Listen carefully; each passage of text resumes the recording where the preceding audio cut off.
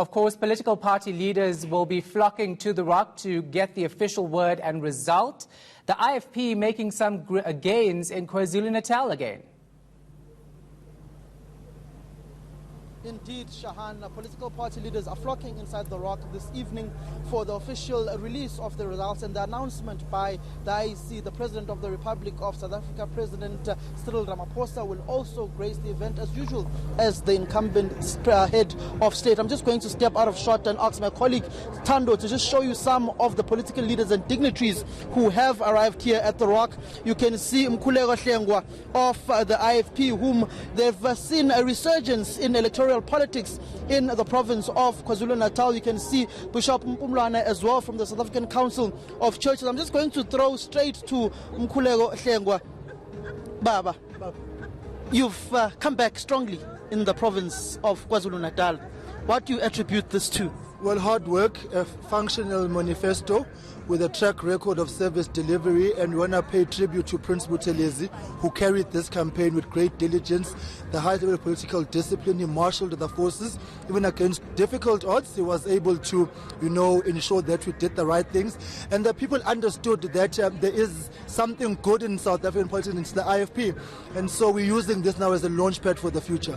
If you are saying you are using this as a launch pad for the future, if you look at yourself before the breakaway of the NFP, in this state many years ago, when the NFP was still within your own ranks, you just fell short of about 250,000 votes in the province of KwaZulu-Natal to go back to that height which you were once at. How would you attribute that, and how would you gain that lost ground, even though you've come back from a steady regress over the years and come back strongly in this election? Look, we don't speak about the NFP. We are the IFP doing our work on the daily, regrouping, reorganizing branches, constituencies, speaking to the people and making sure that on the daily we are in the trenches of service delivery. And that's what we need to do. The NFP was an ANC-sponsored project. It has failed dismally, and moving forward now, as we speak, I'm here with the chairman of the National Campaign Committee.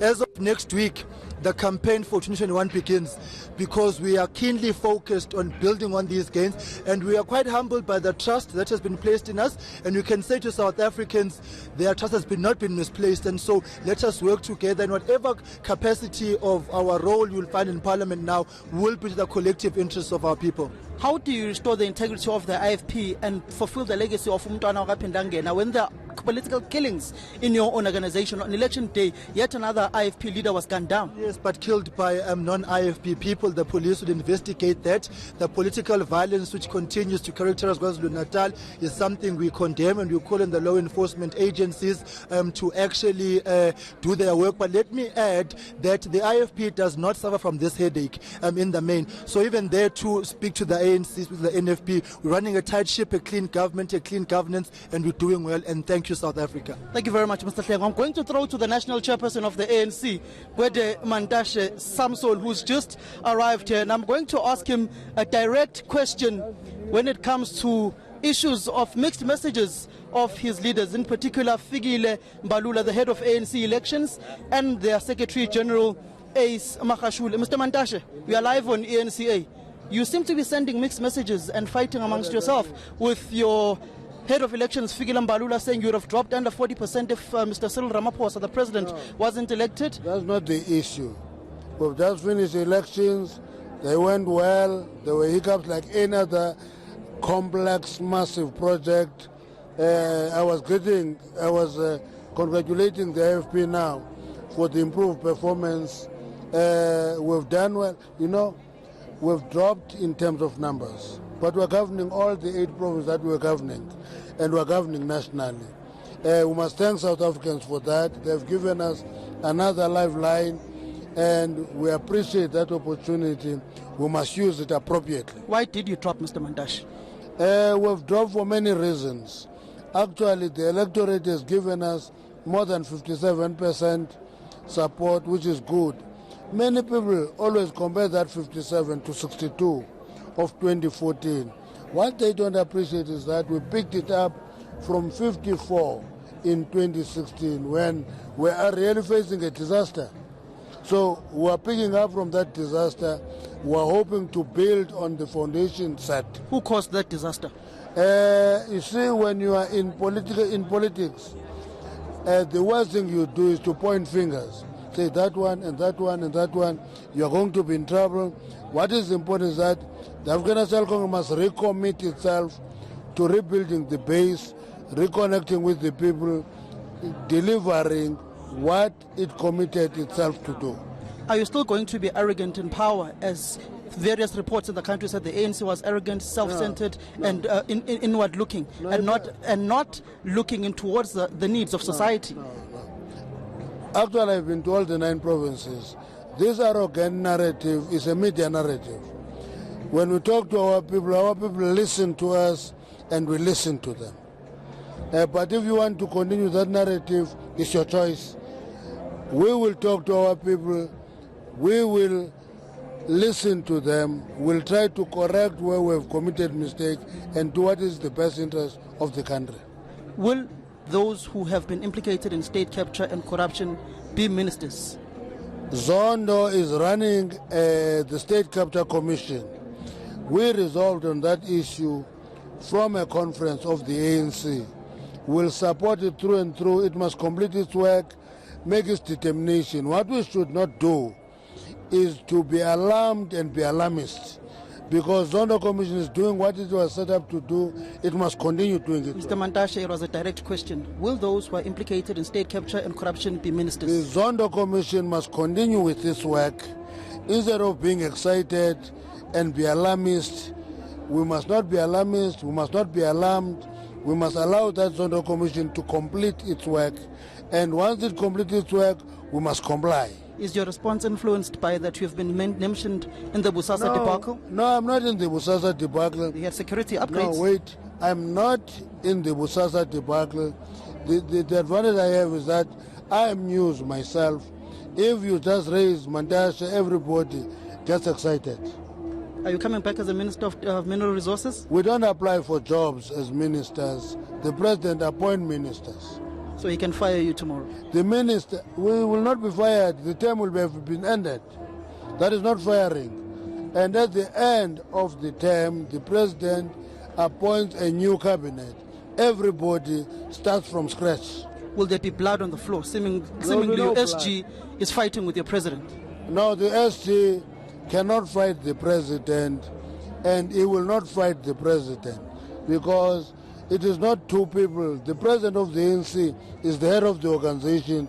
The Secretary General is responsible for administration. There can be no blood flow. Balula says the SG mustn't be allergic to the President. No. The Secretary General is appointed at the same time with top 6. That team must work together. It must correct one another. The head of the organization is the President of the ANC. That's why in our resolutions, the President of the ANC is the candidate for presidential election in Parliament.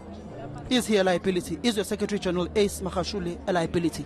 The President of the ANC is an asset. Is the SG a liability? The President of the ANC is an asset. So you're not saying the SG is or is not a liability? The President of the ANC, who is the leader of the organization, is an asset. Mr. Mantashe seems to not want to comment on the Secretary General, Ace Magashule. I'm just going to throw to Bishop Mpumlwane for the last time before I throw to my colleague, Govan Whittles. Bishop, how have you, as the South African Council of Churches, received the elections? How do you perceive them? Well, we're a large-scale, observer mission, and we did something we haven't done before. We have a roaming process where, with the assistance of the Unemployment Insurance Fund, we had employed people who were sitting and watching throughout the process, and they're feeding just about every hour the occurrences across the country. We found that very useful, and I think we're going to do more of that in the future with more stations. But everything we've seen is that it was a credible, free and fair election. It's a huge task, and I want to congratulate not only the Commission but also the Chief Electoral Officer and his staff, because Simon Mabulu, this is the first one he has done, but it was a huge one. They've done well. Concern has been, obviously there is never going to be an election without some hitches, but I do believe that something can be said about the need to repeal that Section 24 that allows for voting in different places. And I think that it's convenient for people to vote in the nearest location, but it has a lot of glitches. It did cause, particularly when they're signing these forms, it did cause a delay and long queues, especially because the weather was not that good on that day. The other thing, of course, is the action of the small parties, which really sort of brought a shock to the system. I mean, when they started demonstrating here the other day. We think that maybe a part of it has to do with they've only just started 4 months before, and there's lack of knowledge and of the understanding of the protocols and even the legislation.